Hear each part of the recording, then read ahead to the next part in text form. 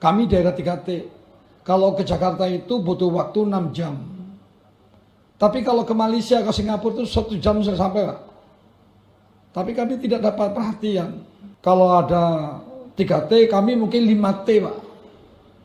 Terluar, tertinggal, terpencil, terisolasi, terbodoh, Pak. Dan terlupakan.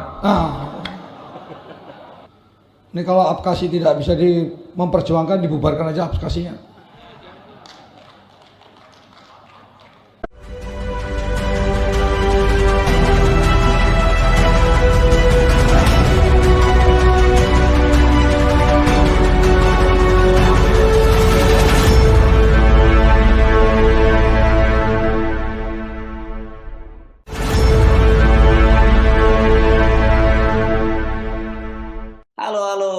Apa kabar Anda semua? Assalamualaikum warahmatullahi wabarakatuh. Kembali berjumpa dengan saya, Heru Subono Arif dari Forum News Network. Aksi Bupati Meranti ini di Provinsi Riau ya, Kepulauan Meranti di Provinsi Riau. Namanya Muhammad Adil yang ngamuk itu ke seorang dirjen di Kementerian Keuangan, itu rupanya berbutut panjang ya. Setelah didesak oleh staf khusus Menteri Keuangan agar minta maaf dan membuat klarifikasi, Muhammad Adil itu akhirnya ditegur keras oleh Menteri Dalam Negeri Tito Karnavian.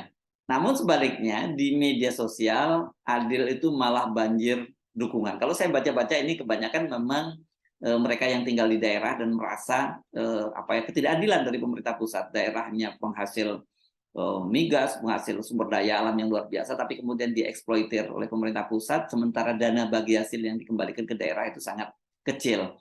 Nah, Adil ini dinilai sebagai bupati yang berani memperjuangkan kepentingan rakyat di daerah yang sumber daya alamnya tadi melimpah, namun rakyatnya tetap miskin. Muhammad Adil ini mengundang kontroversi ketika dalam rapat koordinasi pengelolaan dana dan belanja daerah se-Indonesia di Pekanbaru hari Kamis lalu. Di Kamis lalu itu tanggal 8 ya. Dia mempersoalkan dana bagi hasil migas di daerah yang turun jumlahnya padahal produksinya meningkat. Dan ini dia langsung mengkonfrontasinya ke Dirjen Perimbangan Keuangan Kementerian Keuangan Luki Alfirman.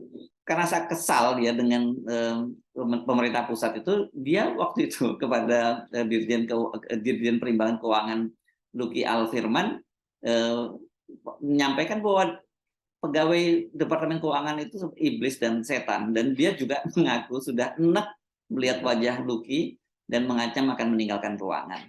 Sampai pada waktu itu saya ngomong, ini orang keuangan isinya nih iblis atau setan. Jangan diambil lagi minyak di Meranti itu. Nggak apa-apa, kami juga masih bisa makan daripada uang kami dihisap sama pusat. Kami ini di Riau 25,68% miskin, plus ekstrim. Miskin terbanyak itu di Meranti, di Riau. Di Riau itu ada di Meranti. Tapi kok teganya, minyak kami, duit kami tidak diberikan. Bagaimana cara penghitungannya yang pas? Pernyataan Adil ini bukan pernyataan saya kira ya, statement apa ini, pernyataan yang keras saya kira ya dari Adil ini mengundang kehebohan. Kalangan netizen seperti yang saya sebutkan tadi banyak yang mendukung Adil. Namun soal ini ternyata membuat di Kementerian Keuangan ini berang ya. Staf khusus Menteri Keuangan Justinus Prastowo membuat video pendek yang kemudian diunggah di akun Twitternya. Dia mendesak agar Adil segera membuat klarifikasi dan minta maaf secara terbuka, dan karena menurut dia informasi yang disampaikan oleh Adil ini menyesatkan. Adil juga dipersoalkan oleh sejumlah politisi di DPR ya, karena dia dianggap bahwa dia tidak etis gitu, apalagi kemudian dia menyinggung soal mau mengangkat senjata dan bergabung dengan negara tetangga, ini maksudnya tentu saja Singapura dan Malaysia, bila pemerintah pusat tidak mau mengurus lagi Kabupaten Pulau Meranti. Nah, bagaimana respon Adil menghadapi gertakan Prastowo ya? Saya kira ini bukan hanya gertak, kalau dari pemerintah pusat ke daerah kan itu digertak ya, karena secara struktur kan lebih tinggi gitu. Nah, Adil ini rupanya bersikap santai saja. Dia misalnya hanya mengirim jawaban pendek kepada wartawan yang menanyakan ini jos katanya dengan double S yang banyak itu ketika ketika ditanya responnya bagaimana, apakah dia akan menanggapi desakan dari Prastowo untuk minta maaf. Rupanya sikap keras Adil ke Kementerian Keuangan ini juga berbuntut panjang. Menteri Dalam Negeri Tito Karnavian itu membuat siaran pers Senin malam ya, dan dia menegur keras Adil. Sebagai kepala daerah, apapun masalahnya harus menggunakan bahasa yang beretika dan menunjukkan sikap kenegarawanan. Itu kata Tito. Tidak hanya teguran, rupanya Senin pagi kemarin Kementerian Dalam Negeri itu memanggil Bupati Muhammad Adil ke kantor Kemendagri di Jakarta. Adil diminta untuk menghadap Sekretaris Jenderal Kementerian Dalam Negeri Suhadjar Diyantoro di Jakarta. Dan dalam pertemuan itu Suhadjar didampingi oleh Direktur Jenderal Bina Keuangan Daerah. Ini namanya Agus Fatoni.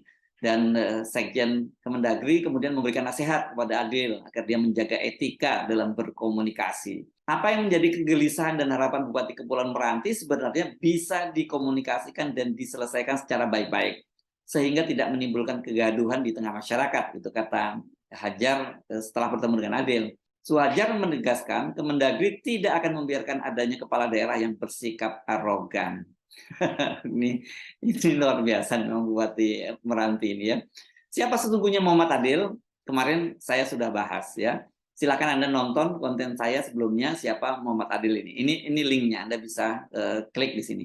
Nah, sekarang saya ajak Anda untuk melihat rekam jejak digitalnya. Kalau yang tadi itu bagaimana sikap-sikap Adil yang sangat keras. Nah, kalau kita lihat rekam jejak Adil ini memang dia konsisten ya, memperjuangkan pembagian yang adil antara pemerintah pusat dan daerah. Sebagai penghasil minyak, dia sangat ironis bila Meranti itu masuk daerah termiskin di Riau, dan ini saya kira termasuk yang termiskin juga di Indonesia ya. Karena itu dia dalam berbagai forum dia selalu memperjuangkan soal ini, karena dia sangat resah dengan kemiskinan yang terjadi pada daerahnya ini. Pada tanggal 22 September 2022 itu dalam forum Asosiasi Pemerintah Kabupaten Seluruh Indonesia atau APKASI, Adil juga mempertanyakan soal ini ya, soal dana alokasi umum ke Menteri PAN RB. Saya Muhammad Adil, Bupati Kepulauan Meranti, Riau, daerah 3T Pak. Tadi saya mendengar cukup bagus bahwa akan ada dana transfer untuk P3K. Itu 2023, betul Pak? Akan ada betul ya? Untuk DAU. Nah, saya mempertanyakan juga untuk gaji P3K tahun 2022. Mudah-mudahan masuk di APBD perubahan. Ini harapan saya dari Pak Ketua Umum. Nah, selanjutnya tidak boleh, Bapak tadi mewacanakan tidak boleh lagi menerima pegawai. Saya lagi menguliahkan Pak 20 dokter untuk mengisi 10 puskesmas. Ini juga bagi saya sangat berbahaya juga kalau nanti ini apa yang Bapak wacanakan itu. Menurut pendapat saya kiranya Bapak bisa memilah-milah. Kami daerah 3T, kalau ke Jakarta itu butuh waktu 6 jam. Tapi kalau ke Malaysia, ke Singapura itu 1 jam sudah sampai Pak. Tapi kami tidak dapat perhatian. Kami Badan Pusat Statistik, sekolah itu cuma 7 tahun. Berarti kelas 1 SMP Pak. Makanya saya kekurangan guru 665 guru Pak. Tersebar di 205 TK, SD, SMP. Jadi mohon kiranya kalau bisa saya minta kayak Papua itu khusus untuk daerah 3T. Kalau ada 3T kami mungkin 5T Pak. Terluar, tertinggal, terpencil, terisolasi, terbodoh Pak. Dan terlupakan. Nah, jadi saya Bupati kedua Pak, sudah hampir 14 tahun pemekaran. Jadi sekali lagi tolong jangan diabkasi. Ini kalau abkasi tidak bisa memperjuangkan, dibubarkan aja abkasinya. Kalau seandainya 10 puskesmas itu Pak, kami butuh 10 dokter gigi, 20 dokter umum. Karena dokter yang dibawa ke sana baru sebentar aja sudah tak sanggup ya Pak. Karena kami kepulauan Riau, tapi kepulauannya Kepulauan Riau. Kami di daerah kepulauan. Jalan menuju ibu kota provinsi itu tidak ada. Kami hidup tergantung dengan jam. Jam 9, jam 10, jam 1, jam 4. Lepas itu kami sudah terkurung, nggak bisa kemana-mana. Dan pegawai yang rata-rata ke sana itu sebentar aja sudah minta pindah. Jadi saya minta ini pertimbangan. Mungkin daerah-daerah lain juga ada yang sama nasibnya dengan kami. Walaupun kami penghasil minyak, seharusnya kami makmur, tapi kami faktanya terbalik. Sekali lagi mohon dikhususkan untuk daerah kami yang tertinggal ini. Perilaku seperti yang ditunjukkan Adil ini memang sangat menarik perhatian ya, karena kita tahu sebenarnya banyak sekali muncul ketidakpuasan dari daerah terhadap pemerintahan pusat. Tapi saya kira tidak banyak, atau bahkan mungkin ya memang tidak ada yang berani frontal seperti Adil ini ya. Dia kan tidak hanya melawan pemerintah pusat, dia juga melawan Gubernur Riau yang seperti saya sebutkan sebelumnya, dia pernah menolak kunjungan Gubernur Riau untuk ke Pulau Meranti karena dia merasa bahwa Gubernur itu banyak ingkar janji. Waktu dia jadi mencalonkan diri sebagai gubernur, dia berjanji akan membangun berbagai prasarana di Pulau Meranti, tapi ternyata setelah jadi gubernur dia tidak dipenuhi janji-janjinya itu.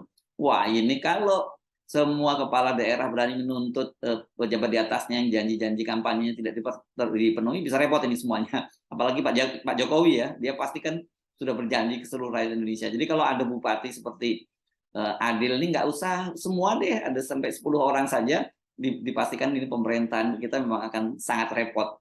Tetapi tentu saja satu hal, kita mungkin sepakat cara yang disampaikan oleh Adil, kalau tadi disebut tidak etis, ya tergantung bagaimana Anda menilai etis atau tidaknya. Tetapi yang kita pengen garis bawahi tentu saja esensi apa yang diperjuangkan oleh Adil itu memang menjadi aspirasi dari rakyat banyak. Karena itulah kita tidak heran pemerintah pusat, pejabat-pejabat pusat sangat kesal pada Adil, tapi di level bawah, di masyarakat, di kalangan netizen, Adil itu mendapat dukungan yang sangat luas. Saya Hersubno Arif dari Forum News Network. Sampai jumpa lagi. Wassalamualaikum warahmatullahi wabarakatuh.